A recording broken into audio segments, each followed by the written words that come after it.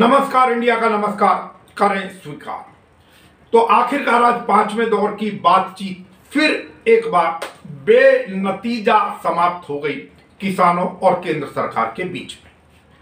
हालांकि जो छठे दौर की और मुझे लगता है कि हो सकता है कि वो अंतिम दौर की ही बातचीत सिद्ध हो, वो 9 दिसंबर के लिए फिक्स हुई है कि अब 9 दिसंबर को अगली मुलाकात होगी। हालांकि आज बातें वही रही, वही सरकार का अपना तरीका था। अपने रुख पर सरकार झुकना नहीं चाहती है। उसने अपना प्रेस्टीज इशू बना लिया है, कहीं एक नाक का प्रश्न बना लिया है।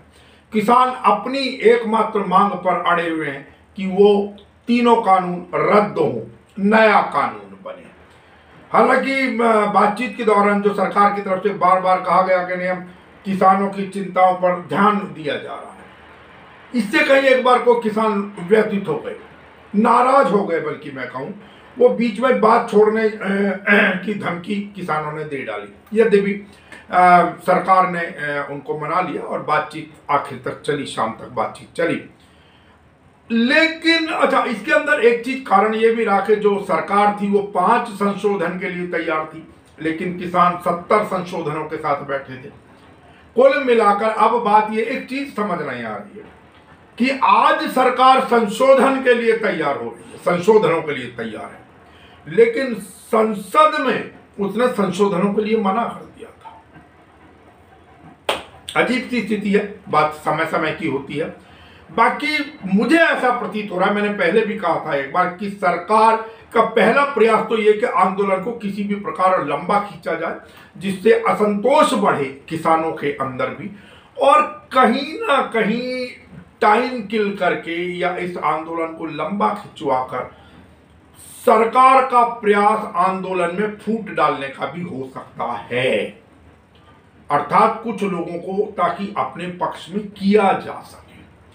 और आज उसमें एक चीज नजर भी आई, वो ये है कि मीटिंग के बाद में जो एक आरएसएस का जो किसान यूनियन है, आरएसएस समर्थित भारतीय किसान संघ, वो 8 दिसंबर के प्रस्तावित भारत बंद के विरुद्ध है। और वो कहीं ना कहीं संशोधनों के ऊपर चर्चा के लिए तैयार नजर आ रहा है, जो कि कल तक बिल्कुल विरोध कर रहा था। ये एक स्ट्रेटेजिकल पार्ट भी हो सकता है सरकार की तरफ से। तो खैर जो भी है, और लेकिन जो बाकी प्रतिनिधिमंडल है, जो बाकी के किसान थे, वो सब के सब अपनी एक ही बात पर अड़े हुए हैं कि पुराना कानून रद्द हो। मैं समझता हूं कि ये बिल्कुल कोई आसान काम नहीं है, बहुत बहुत ज्यादा मुश्किल काम। और उससे भी बड़ी बात यह है क्योंकि सरकार जो है, फिर से मैंने जैसा भी कहा कि इसको नाक का प्रश्न बनाए हुए सरकार बैठी हुई है, लेकिन होना नहीं चाहिए। हमारे अन्नदाता हैं ये लोग, इनके विषय में आपने पहले कहीं खालिस्तानी, आतंकी, ना जाने क्या क्या कह दिया। अब जब बातचीत चल रही है, कुछ जो टॉप लेवल जो नेतागण हैं, जो मंत्रीगण हैं, जब बातचीत कर रहे हैं, तो मैं समझता हूँ नीचे वालों को अपनी जबान पर ना थोड़े से लगाम लगाकर रखनी चाहिए। अब जैसा कि पहले भी चर्चा थी कि भाई ये जो हमारा आंदोलन है, इसकी गूंज विदेशों तक पहुंच गई है। कनाडा के जो प्रधानमंत्री हैं जस्टिन ट्रूडो, उन्होंने आपके सामने जो पीछे कहा, तो और भारत सरकार ने जो वहाँ के राजदूत हैं यहाँ पर, उनको बुलाकर अपनी नाराजगी भी जाहिर कर दी थी कि भाई ये हमारा आंतरिक मामला है। लेकिन उसको दरकिनार करते हुए जस्टिन ट्रूडो ने आज फिर से कहा कि हम किसी भी शांतिपूर्ण प्रदर्शन के अधिकार का समर्थन करते आए हैं और जारी रखेंगे, करते रहेंगे। अब जस्टिन ट्रूडो के बाद में जो संयुक्त राष्ट्र संघ है, उसके जो महासचिव हैं एंटोनियो गुतारेस, उनके प्रवक्ता हैं स्टेफने डुजारिक, उन्होंने भी कहा कि भाई किसानों को शांति से आंदोलन करने का अधिकार है और उन्हें ऐसा करने दिया जाना चाहिए। अब बात संयुक्त राष्ट्र तक पहुंच गई है। तो कुल मिलाकर आंदोलन अंतर्राष्ट्रीय स्तर पर पहुंच गया। आंदोलन की जो चर्चा है वो अंतर्राष्ट्रीय स्तर पर पहुंच गई है। बाकी चर्चा हमने कल के उसमें की ही थी आप लोगों से कि भाई कैसे कैसे कनाडा हुआ, चाहे अमेरिका हुआ, यूएस से हुआ, कई लोग वहाँ पर मतलब अनेकों लोगों ने प्रदर्शन किया इस आंदोलन के पक्ष के अंदर। हालांकि जो जस्टिन ट्रूडो हैं उनको थोड़ा सा नरमपंथी माना जाता है, जो कनाडा के प्रधानमंत्री हैं।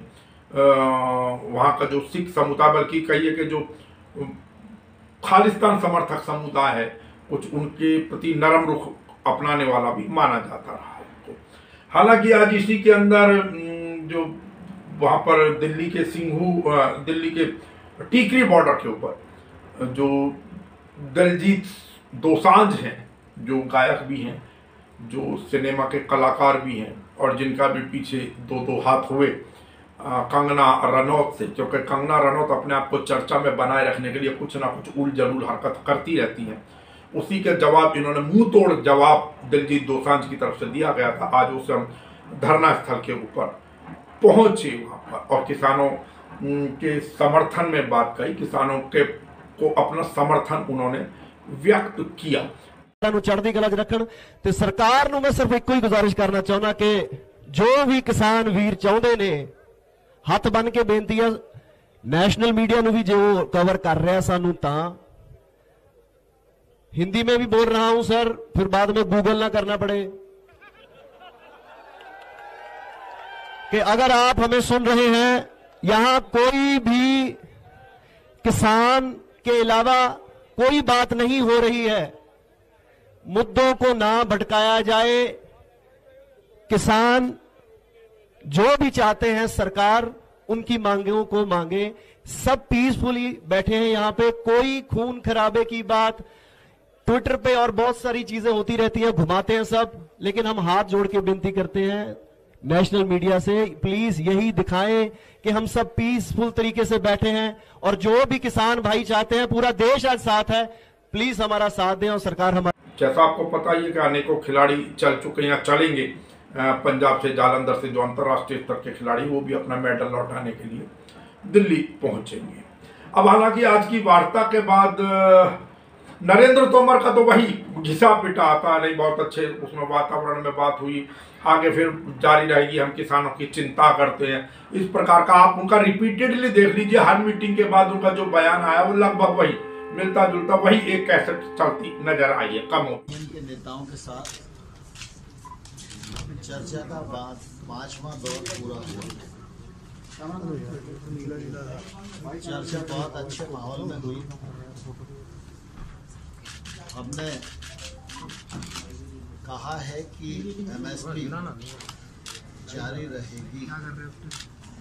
एमएसपी बहुत दूर है तुम्हारे यहाँ से, तो बहुत दूर खतरा आग भी लगा तुम्हारे को यार, और इस पर शंका करना बेबुनियाद है। लेकिन फिर भी किसी के मन में कोई शंका है तो सरकार उसका समाधान करने के लिए पूरी तरह तैयार है।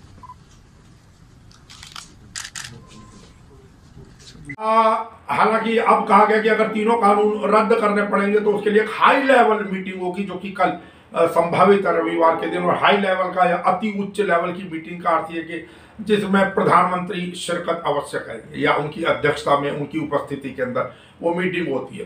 खैर, हम तो यही प्रार्थना करते हैं ईश्वर से कि कोई मार्ग, सकारात्मक मार्ग निकले और सब अपने अपने तरीके से समझाएं। हालांकि अभी थोड़ी सी जो तनाव है दिल्ली गाजीपुर बॉर्डर के ऊपर, वहां पर एक तो उन्होंने पुतला फूंकने की कोशिश की, शायद वही कंगना रनौत का कुछ किसानों ने, पुलिस ने रोक दिया। और जो अब दूसरी खबर आ रही है कि उन्होंने जो कल तक वो टेंट लगा लिया करते थे रात में वो आज पुलिस ने नहीं लगने दी। अभी शाम की खबर के अनुसार तक आगे क्या मार्ग निकलता वो देखेंगे। मैं आपको इस संदर्भ में एक चीज याद दिलाना चाहूंगा। आपको याद है पीछे कुछ समय पहले, कुछ समय से मतलब कुछ वर्षों पहले, वर्षों में 1.5-2 वर्ष पुरानी बात हो गई है, कि तमिलनाडु के किसान आए थे दिल्ली और बैठे रहे थे। यद्यपि सरकार ने उनकी बात को, उनकी मांग को, उनके धरने प्रदर्शन को कोई तवज्जो नहीं दी थी वहां पर। और ये आया था, एक संगठन था national south Indian river interlinking agriculture association, और उसके संस्थापक अध्यक्ष थे अय्या कन्नू साहब। उनके नेतृत्व में प्रदर्शन चला था। और आपको अगर याद हो, बहुत कम थोड़े से कपड़े पहना करते थे, बड़े चर्चा में आए थे। और मूत्रपान मतलब अपना पेशाब पी के उन्होंने धरना प्रदर्शन किया। इस वजह से बहुत चर्चा मचा रहे थे। या कुछ लोगों ने फोटो खिंचवाई थी चूहा खाते हुए, अब खाया या नहीं खाया हम नहीं जानते इस बारे में। तो इससे उन्होंने जनता का ध्यान अपनी ओर खींचा था, आकर्षित किया था। लेकिन सरकार ने उन्हें तवज्जो नहीं दी, उन्हें बातचीत के लिए नहीं बुलाया। और सरकार का मानना था कि इन किसानों के अंदर दम नहीं है। और उनके जो अध्यक्ष थे अय्या कन्नू साहब, एक लांछन ये भी लगा दिया गया कि ये तो बेहद अमीर किसान है। क्या कुल मिलाकर वो लोग वहां पर चले गए। आज कई जगह ये चर्चा है कि भाई वो किसान कहाँ है, आज कहाँ है, जब सब तरफ किसानों का आंदोलन हो रहा है। अभी खबर आई है कि मथुरा के आगे, पलवल के आगे जाकर वहां पर भी रोक दिए गए जो मध्य प्रदेश और पीछे से किसान आ रहे हैं। वहां पर जाम लग गया है, उनको आगे नहीं आने दिया जा रहा, सबको वहां पर रोक दिया है। क्या भारी मात्रा में किसान दिल्ली की तरफ कूच कर रहे हैं, इसमें भी कहीं कोई दो राय नहीं। तो लेकिन अब जो जानकारी आ रही है इन तमिलनाडु के किसानों के संदर्भ में, वो ये कि वो ऐसा नहीं है, पहले जी थोड़ा सा उनको ये कि जो सर्दी क्योंकि उस क्षेत्र में नहीं होती, तो सर्दी में यहाँ आने से थोड़ा सा परहेज ज्यादातर किसान कर रहे होंगे। लेकिन उन्होंने एकजुटता दिखाते हुए एक वो इन किसानों के समर्थन में है, ये भी मैं आपको बता दूं जो तमिलनाडु के किसान हैं।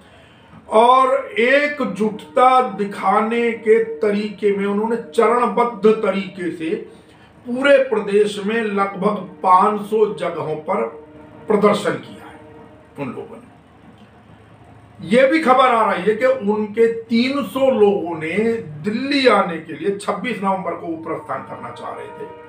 उन्होंने टिकट भी बुक कराई थी शायद 970 रुपए के हिसाब से। लेकिन कुछ लोगों का कहना है कि उनको सरकार ने नजरबंद कर दिया, हाउस अरेस्ट कर दिया कभी जिसको कहते हैं। और आखिरी समय पर ट्रेन भी रद्द करा दी गई और उनको 410 रुपए के हिसाब से रिफंड मिला, बाकी उनका पैसा चला गया। खैर कुल मिलाकर ये एक खबर थी। हालांकि उन्होंने दोबारा से पुलिस से परमिशन मांगी है और वो इसलिए भी नहीं आ पा रहे क्योंकि आपको मालूम है कि जो ट्रेन है, जो दूर का ट्रेन का यातायात है वो बंद है इस समय, ट्रेन अभी नहीं आ रही हैं। हालांकि आज सारे दिन ये कयास लगाए जाते रहे कि भी देखते हैं क्या रास्ता निकलता है, शायद कुछ रास्ता निकलेगा, शायद कुछ वो लोग आगे बढ़ेंगे। हालांकि आज भी किसानों के जो प्रतिनिधि थे, 40 प्रतिनिधि गए थे, उन्होंने पिछले 2 बार की तरह आज भी उन्होंने ना तो सरकार की चाय पी और ना ही उन लोगों ने सरकार का खाना खाया। उन्होंने अपनी ही चाय और अपना ही खाना खाया। थोड़ा सा, लेकिन एक चीज और एक फोटो और आ रही थी जिसमें यस नो की तस्वीर लगाकर वो लोग बैठे हुए थे जो किसान। इस प्रकार की बातें भी सामने आई हैं। खैर अब देखते हैं क्या होता है, क्योंकि कल 6 तारीख को रविवार है, फिर 7 को सोमवार और 8 को भारत बंद का जो ऐलान किया है सभी किसान संगठनों ने, अभी तक तो वो अपनी बात के ऊपर अड़े हुए हैं। और अगेन क्योंकि कहीं ना कहीं कोई भी सरकार हो, सरकार भारतीय जनता पार्टी या किसी की नहीं, सरकार सरकार होती है, तो सरकार की कहीं ना कहीं प्रयास रहेगा आंदोलन को ढीला करने का। यद्यपि नरेंद्र तोमर जी ने यह अपील जरूर की कि भाई आप ऐसे मौसम के अंदर जब आप खुले आसमान के नीचे हैं तो आप कृपया करके महिलाओं को और बच्चों को वापस उनके घरों की ओर रवाना कर दीजिए, भेज दीजिए। लेकिन सुना है कि पुलिस का डिप्लॉयमेंट थोड़ा सा बढ़ाया जा रहा है और बहुत ज्यादा समय तक हो सकता है किसान जो है वो, हालांकि राशन वो पूरा लाए हैं, कोई कहते हैं 6 महीने का है, कोई कहते हैं 4 महीने का है, कोई कहता है 1 साल का है, राशन पूरा लाए हैं। लेकिन बहुत ज्यादा कहते हैं ना, सब्र जो है वो हो सकता है कभी जवाब दे। वो कहते हैं कि हद से गुजर जाती है जब इंसान की मजबूरी, तो अमन पसंद लोग बगावत की बात करते हैं। खैर ये बागी नहीं है, ये मेरे अपने हैं, आहत हैं, बगावत नहीं। हालांकि आज कई जगह से चर्चा आ रही है कि गाजीपुर जो बॉर्डर है दिल्ली उत्तर प्रदेश का, वहां पर समाजवादी पार्टी के लोग कुछ खाना या बाकी सामान लेकर आए थे जिसे किसानों ने लौटा दिया। और एक खबर ये भी आ रही है कि आम आदमी पार्टी के भी एक दिल्ली के नेता, चर्चित नेता हैं, हालांकि मंत्री भी प्राप्त, मंत्री का दर्जा भी वो रखते हैं, वो भी इधर हरियाणा बॉर्डर की तरफ गए थे, लेकिन उनको भी जाने का निवेदन कर दिया गया किसान संगठनों की ओर से या कुछ किसान प्रतिनिधियों की ओर से। अब माता शूलिनी देवी मंदिर, हिमाचल प्रदेश, सोलन, जो कि खुद न्याय के लिए तरस रहे हैं। वहाँ का सनातन, मेरा सनातन तरस रहा है। हम जैसे बारंबार बताते हैं कि दुर्गा अष्टमी वाले दिन जब कन्या पूजन हो रहा था, वहाँ पर शास्त्र सम्मत जानकारी देना वहाँ के पुजारियों को, वहाँ के पुरोहितों को बहुत महंगा पड़ गया। और अपने पद के घमंड में चूर एक महिला IAS अधिकारी रितिका जिंदल ने न केवल मेरे शास्त्रों का अपमान किया, न केवल मेरी सनातनी परंपराओं का अपमान किया, बल्कि वहां के पुरोहितों का भी सार्वजनिक अपमान किया। और अगले दिन जाकर जिस प्रकार एक तरफा खबर एक अखबार के अंदर प्लांट करा दी गई।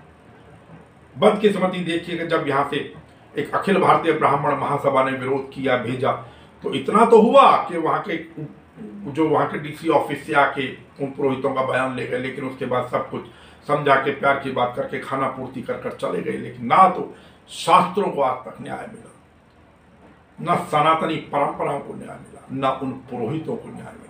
क्यों कि हिंदूवादी सरकार के मुखिया साहब घमंड में भी हैं और गांधारी की तरह पट्टी बांध कर बैठे हुए हैं। अब क्या कहेंगे वो लोग जो नहीं थकते हैं हिंदू मुस्लिम करते हुए, जो नहीं थकते हैं मेरे किसान को आतंकी और ना जाने क्या क्या कहते हुए। लानत भेजता है नमस्कार इंडिया ऐसे लोगों के ऊपर जो किसानों को कहीं आतंकी, कहीं पाकिस्तान पर, कहीं खालिस्तानी, ना जाने क्या क्या क्या क्या क्या क्या कह रहे हैं। लानत भेजते हैं ऐसे चैनल्स के ऊपर जो इस प्रकार की बकवासबाजी के अंदर संलिप्त है। क्षमा चाहेंगे, शायद हमारी भाषा मर्यादित नहीं, लेकिन बात तो सत्य है। अनेकों लोग हमसे नाराज होना का प्रयास कर रहे हैं। भैया, राजनीतिक चाटुकारिता आप करते होंगे, राजनीतिक रूप से नतमस्तक आप होते होंगे। नमस्कार इंडिया ना किसी दल के चाटुकारिता करता, ना नतमस्तक होता।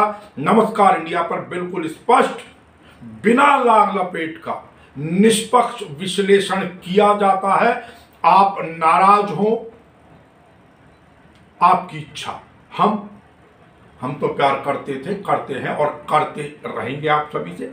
अपनी वाणी को यहीं विराम। अब आपसे मुलाकात सोमवार को होगी। तब तक अपने स्वास्थ्य का ध्यान रखें, भीड़ में जाने से बचें।